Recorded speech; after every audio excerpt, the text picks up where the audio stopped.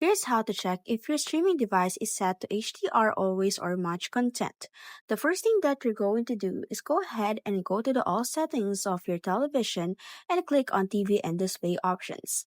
So on some TV, there is a display option, setup option, and advanced option.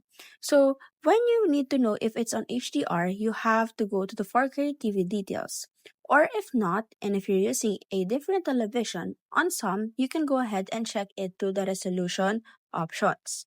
So under the resolution options, you will see there what kind of resolution does your TV or your streaming device support. So when you say 4K 60Hz, that means it is under the set to HDR as well as to 1080p. Because if the streaming device supports lower than 4K or 1080p, that means that it is just under much content and not set to HDR.